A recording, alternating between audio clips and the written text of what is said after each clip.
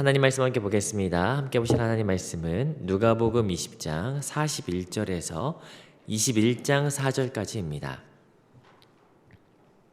누가복음 20장 41절에서 21장 4절까지 다 찾으신 줄 알고 함께 한 목소리로 합독하도록 하겠습니다. 함께 합독합니다. 시작. 예수께서 그들에게 이르시되 사람들이 어찌하여 그리스도를 다윗의 자손이라 하느냐. 시편에 다윗이 친히 말하였으되 주께서 내 주께 이르시되 내가 내 원수를 내 발등상으로 삼을 때까지 내 우편에 앉았으라 하셨도다 하였느니라. 그런즉 다윗이 그리스도를 주라 칭하였으니 어찌 그의 자손이 되겠느냐 하시니라. 모든 백성이 들을 때 예수께서 그 제자들에게 이르시되 긴 옷을 입고 다니는 것을 원하며 시장에서 문안받는 것과 회당의 높은 자리와 잔치의 윗자리를 좋아하는 서기관들을 삼가라. 그들은 과부의 가산을 삼키며 외식으로 길게 기도하니 그들이 더 엄중한 심판을 받으리라 하시니라. 예수께서 눈을 들어 부자들이 헌금함에 헌금 넣는 것을 보시고 또 어떤 가난한 과부가 2렙돈 넣는 것을 보시고 이르시되 내가 참으로 너희에게 말하노니 이 가난한 과부가 다른 모든 사람보다 많이 넣었도다.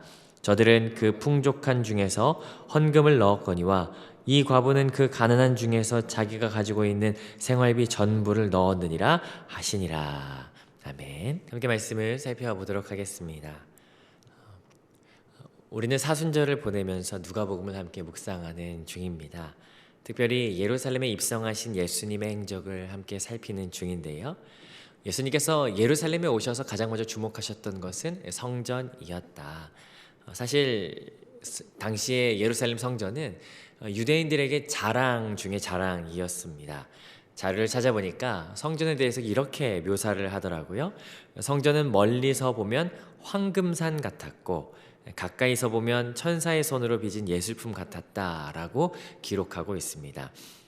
그만큼 으리으리했고 굉장히 아름다운 건축물이었다라고 하는 것을 이야기하죠. 그러나 실상은 그렇지가 않았습니다. 마치 빛 좋은 게살구라고 하는 것이 어울릴 법하지 않을까. 겉은 화려한데 그 안을 섬기는 제사장, 서기관, 장로들은 전혀 아름답지 못한 행태를 보이고 있었죠. 아니나 다를까 예수님께서 진리를 선포하시니까 이에 대한 반발이 일어납니다. 종교 지도자들이 계속해서 찾아오는 내용, 우리가 이번 주 내용 함께 살펴보는 내용이죠. 누가 찾아왔었는지 기억을 한번 더듬어 보지 않으시겠습니까? 먼저는 사내들인의 대표였던 대제사장 서기관들, 장로들이 예수님께 찾아왔었고요. 그런데 그들이 와서 예수님을 좀 흠잡으려고 하지만 계획대로 잘 되지 않으니까 대제사장과 서기관이 매수한 이 정탐이라는 사람들이 예수님께 또 찾아오죠.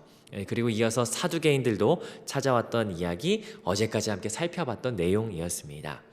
그런데 어제 말씀 가운데, 어제 말씀의 말미에서 사두개인들에게 말씀하시는 가운데 그 가운데 이 이야기를 지켜보던 한 사람들이 있었던 것 보게 됩니다. 이 사두개인들은 부활이 없다라고 이야기하는데 이와 정반대 입장에 서 있었던 부활이 있다는 것을 주장하는 한 무리. 39절에 보니까 그들을 서기관이라고 이야기하는데 이 사두개인들이 아무 소리 못하고 있는 그 상황 가운데 그리고 선포되어지는 그 진리 앞에 모두가 조용했을 그 시간에 서기관들이 갑자기 이렇게 이야기하는 겁니다. 어제 보면 39절인데요. 제가 한번 읽어보겠습니다. 서기관 중 어떤 이들이 말하되 선생님 잘 말씀하셨나이다 하니. 제 생각에는 이 조용한 가운데 이 서기관들이 박수를 치면서 말하지 않았을까 싶어요. 선생님 잘 말씀하셨습니다 라고 하면서. 자, 그러면서 오늘 이어지는 본문, 예수님께서 그 주목받는 박수를 쳤기 때문에 모두가 고요한 가운데 사람들이 다 쳐다보지 않았을까 싶어요. 그 주목하는 그 서기관들을 향해서 말씀하시는 내용 41절부터 44절까지이고요. 그리고 서기관들로 인해서 제자들에게 또다시 교훈하시는 내용이 45절부터 47절까지입니다. 그런데 그 교훈하시는 중에 동시에 한 가지 장면이 보여지는데 저쪽에서 부자와 가난한 과부가 헌금하는 모습이 보여요. 이 내용을 가지고 예수님께서 말씀하시는 것이 21장 1절부터 4절까지이죠. 세 장면으로 이루어져 있는데요. 이 본문을 세 단락으로 함께 나눠서 살펴보도록 하겠습니다. 이 첫 번째 단락은 41절부터 44절까지입니다. 먼저 41절을 우리 함께 읽어보도록 하겠습니다. 함께 읽습니다. 시작. 예수께서 그들에게 이르시되 사람들이 어찌하여 그리스도를 다윗의 자손이라 하느냐. 예수님께서 그들에게 말씀하시는 거죠. 이 그들은 누구입니까? 앞서서 예수님이 말씀하실 때 이 조용한 가운데 그 가운데 예수님 좋습니다. 잘 말씀하셨습니다. 라면서 박수쳤던 서기관들이죠.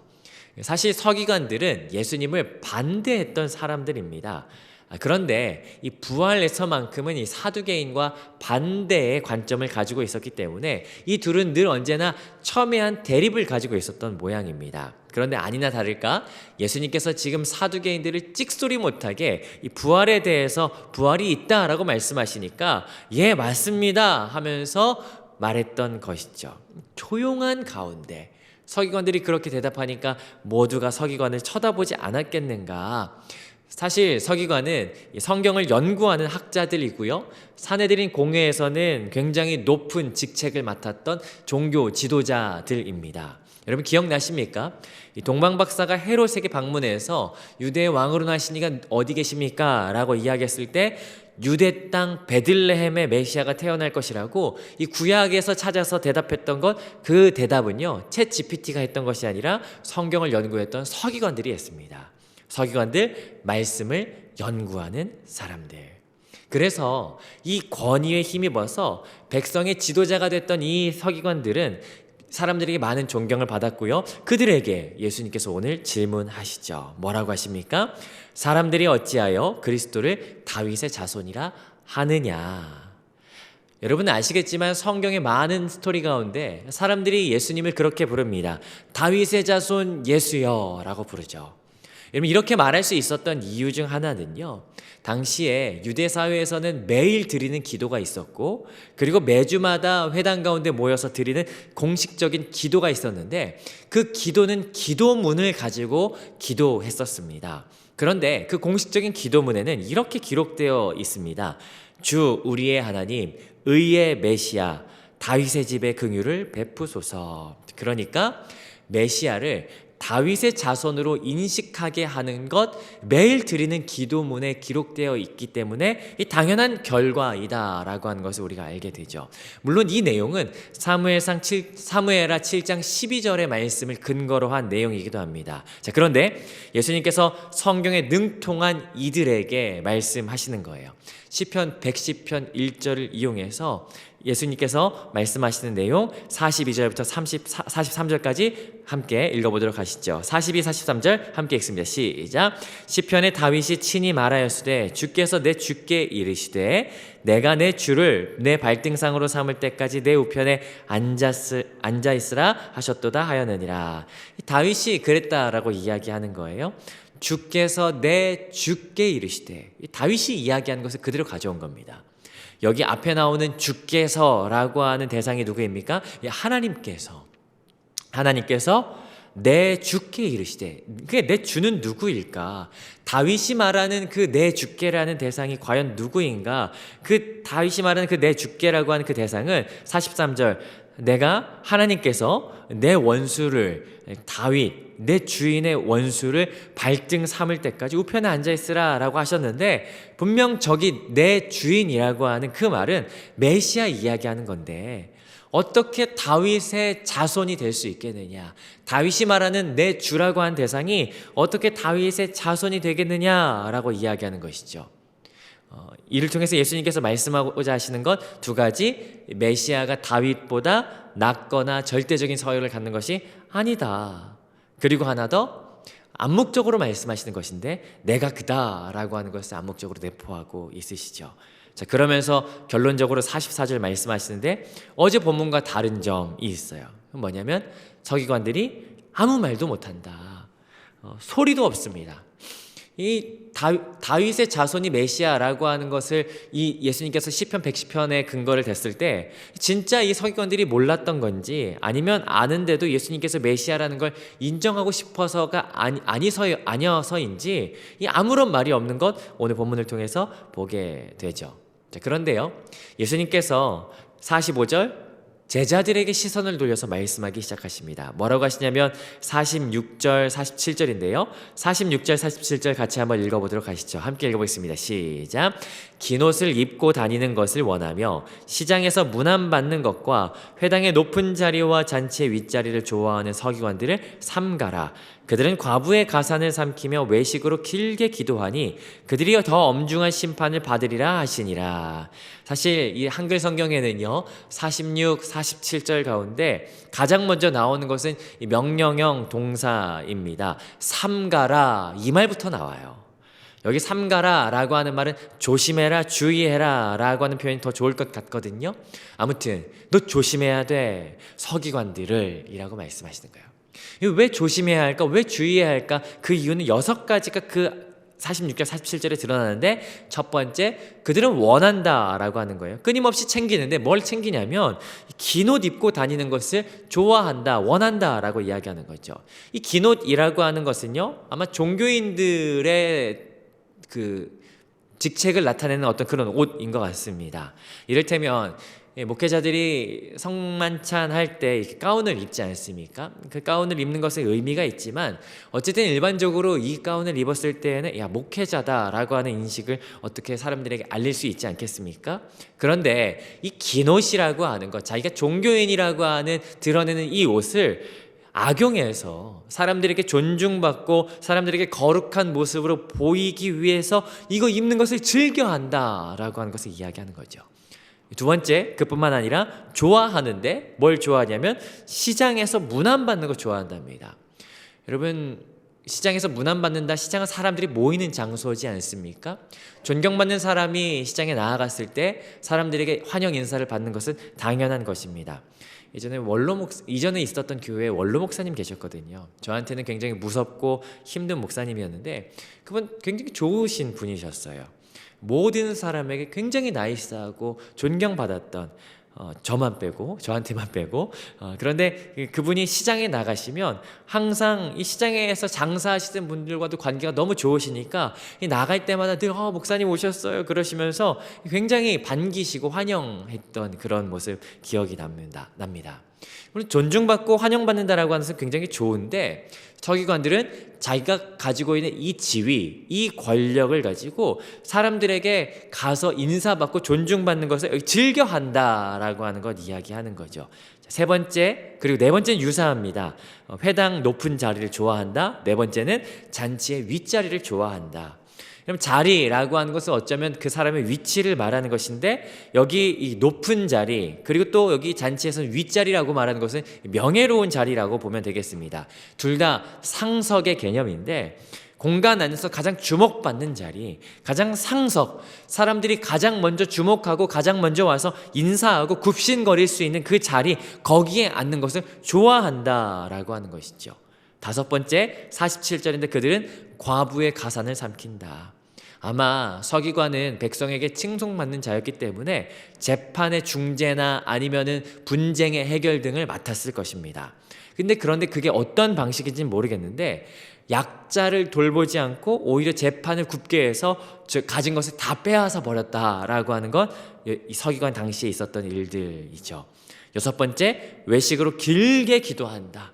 남에게 잘 보이려고 이 구구절절 기도한다라고 하는 것, 여러분 우리가 알지 않습니까? 어떤 사람이 기도할 때 저 사람의 기도가 진짜 기도하는 것인지 아니면 보여지기 위해서 하는 건지 우리가 다 알아요. 그런 기도의 가장 최선은 뭐냐면 짧은 기도 아니겠습니까? 오히려 서기관들은 기도를 길게, 거룩한 티는 다 내면서 길게 보이려고 기도한다라고 하는 거죠. 예수님께서 그들을 보시며 제자들에게 신신당부하세요. 주의하라, 조심하라. 왜요? 금묵자흑이라고 하지 않습니까? 백로야, 까마귀 노는 곳에 가지 마라. 너 닮을까 조심해야 한다라고 하는 것처럼 예수님께서 주의해라, 조심해라, 닮지 않도록 경계해라 라고 말씀하시죠. 자, 그런데 그 다음 달랑 21장 1절부터 4절 내용인데요, 내용이 참 재밌습니다. 그런데 그 말씀하시는 가운데 아마도 저 멀리에서, 아마 저쪽에서 어떤 소리가 들렸던 것 같아요. 찰카닥 하는 그런 소리가 들리지 않았을까, 묵직한 그 쇠뭉치가 툭 하고 떨어지는 소리가 들리지 않았을까 싶습니다. 지금 예수님께서 계신 곳은 성전 가운데서도 그 유대인 가운데 미성년자나 아니면 여인들이 이게 성전에 들어올 수 있는 구역, 이 여인의 뜰에 계셨던 것으로 추정되거든요. 그런데 자료에 의하면 그 여인의 뜰에는 헌금함이 있었다라고 합니다. 기록에 보니까 이 성전은 로마 시대 로마의 압제를 받는 가운데 있지만 굉장한 부를 축적했다라고 이야기하거든요. 그 이유 중에 하나가 여기에 헌금함이 13개나 있었답니다. 이 과거 열왕기하 12장 4절에 보니까 성전을 수리할 명분으로 성전 수리비를 모았던 기록이 있죠. 그때부터 시작해서 여러 가지 항목들을 만들면서 예수님 시대에는 13개의 헌금 항목이 있었다. 그런데 자료를 좀 더 찾아보니까 헌금하는 것도 절차가 있었다라고 이야기합니다. 먼저는 제사장이 헌금함 앞에 이렇게 앉아서 이 헌금하는 동전이 위조인지 아닌지를 분별하는 작업을 했답니다. 그리고 물었답니다. 어떤 목적으로 헌금하는지를 물었다라고 하는 거예요. 사람들이 다 모여있고 제사장은 공개적인 자리에서 앉아서 그런 묻는 절차가 있었으니까 아마도 주위에 있었던 모든 사람들은 저 사람이 얼마를 헌금하고 어느 정도를 지금 어떤 목적으로 내는지 누가 헌금하는지 다 알았다라고 하는 거죠. 그리고 나서 이렇게 헌금을 하게 되는데 미시나라고 하는 책에 좀 더 살펴보니까 그 당시 헌금함은 긴 원뿔형으로 되어 있었다. 그리고 그 통은 놋쇠로 되어 있었다라고 이야기하는 거예요. 그러니까 헌금함에 헌금을 할 때 동전이 떨어지는 소리가 너무 잘 들렸던 거죠. 모두가 들리게. 자, 그런데 서기관을 향해서 예수님께서 이렇게 말씀하신 동안에 오늘 21장 1절부터 2절 보니까 한 가지 상황이 벌어지는 거예요. 1절, 2절 같이 한번 읽어보겠습니다. 시작. 예수께서 눈을 들어 부자들이 헌금함에 헌금 넣는 것을 보시고 또 어떤 가난한 과부가 2렙돈 넣는 것을 보시고 한참 서기관의 이 외식에 대해서 말씀하시는데 한 부자가 제가 볼 때는 서기관이 아닐까 싶어요. 물론 정확하진 않지만 아무튼 그 부자가 헌금함에 헌금을 하는 장면이 보여지는 거죠. 그게 얼마인지 모르겠습니다. 그러나 꽤 많이 했을 것으로 추정되어지는 거죠. 대략 한 100데나리온 됐을까요? 성전세 100데나리온 성전세 하고 제사장이 말하고 부자가 막 철커덕 하면서 이렇게 막 헌금했겠죠. 그런데 그 옆에서 어떤 여인이 되게 부끄럽게 헌금하는 장면을 또 보시는 거예요. 짤그랑 아주 가벼운 소리. 그런데 예수님께서는 그 여인이 누구이고 얼마를 헌금하셨는지 예수님의 신적 권위로서 아세요. 그러면서 말씀하시는 건 저 가난한 과부가 2렙돈 넣었다라고 하는 거예요. 여기 가난하다라고 하는 단어는 페리크로스라고 해서 성경에 단 한 번밖에 들어가지 않거든요. 일반적으로 푸토코스라고 하는 가난하다라고 하는 단어는 많이 쓰였는데 이 단어는 한 번밖에 들어가지 않습니다. 아마 성경 가운데 가장 가난한 사람이 이 사람이지 않았을까.